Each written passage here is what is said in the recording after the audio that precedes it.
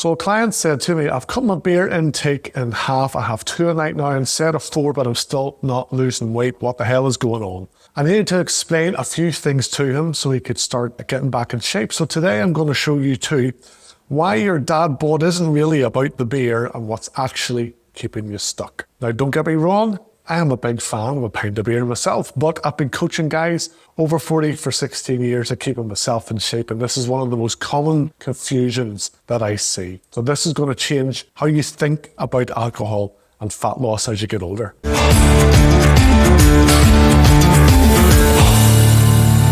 Yeah, Chris here from Over 40 Freaking Awesome, where I help guys in their 40s and 50s to understand what's really keeping them out of shape so they can finally get the results that they're after. So like I said, talking to a client last week, he couldn't understand why the weight wasn't coming off despite cutting his beer intake right back to 2 beers a night. And here's what I told him, and I wish more guys understood this. Your dad bod isn't really about the beer itself. Yes, of course, beer has calories. A regular beer, though, only about 150 or 200 calories. That's not what's keeping you overweight. The real problem tends to be everything that happens after you have that first beer. But you see, a lot of advice treats alcohol like it's just about the calories. They say a beer has 150, 200 calories, cut out 2 beers, you've saved yourself 400 calories, now you're going to lose weight. That's missing out on the bigger picture completely, though. When you focus only on the calories in the beer, you're ignoring this kind of cascade of poor decisions not follow it. And that cascade is what's actually keeping you overweight, not the beer itself. By the way, I have a 40+ friendly diet guide for you that shows how to include junk and booze without derailing your fat loss efforts. It's called the No Weird Shit Diet. It is free.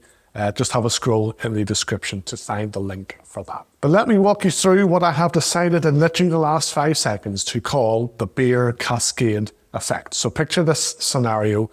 You crack open a beer at 7 o'clock in the evening to unwind, fair enough, but then what happens?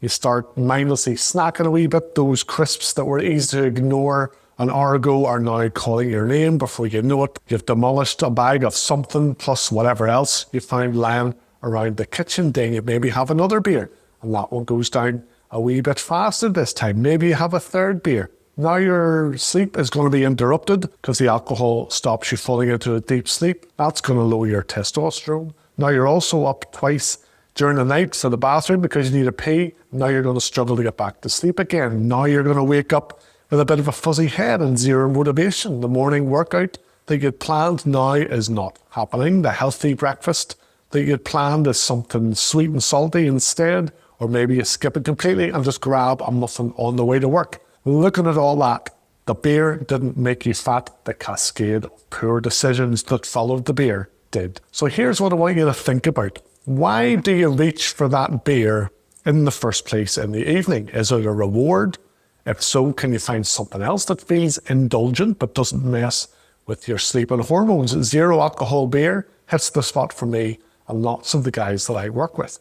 Or is it to unwind and relax? Because yes, alcohol does relax us, but can you find other ways to decompress, like going for a walk, listening to some music, reading, or whatever works for you? Or is it to get a bit drunk and escape? Ask yourself why you need to escape. Usually for us these days, it's stress, so maybe it's time to do a proper deep dive into what's causing that stress and how to manage it better. One of my most successful clients put it perfectly. He said, I realized I wasn't having a couple of beers because I enjoyed the beers. It was just because that's what I did on a Tuesday. And listen, I'm not trying to be preachy here. I'm a big fan of a blowout with friends or family now and again, even if the hangovers are bloody atrocious. I'm certainly also not saying you can't enjoy a nice bottle of wine with a meal when you go out, or a few nice beers if you discover a nice pub on your travels or something like that. But drinking booze at home can't be your default evening routine if you want to stay fit and healthy and slim.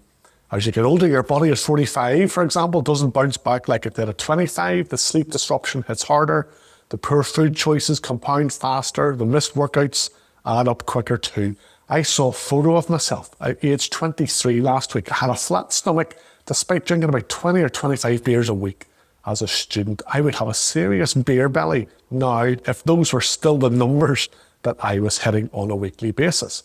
Now that client that I mentioned at the start, once we addressed why he was reaching for those beers every night, which was stress and boredom related. Everything changed. He found ways to unwind. He had zero alcohol beer instead if he wanted, but the evening snacking stopped. His sleep improved and the weight started to come off. He still enjoys drinks now and again when he's out, but he broke that kind of automatic eating routine thing at home. So finally, here's my request for you. If you have a drink or two most nights tonight, before you reach for that usual beer, just pause for a second. Ask yourself, am I drinking this because I genuinely want it or need it, or because it's just what I do at this time of day?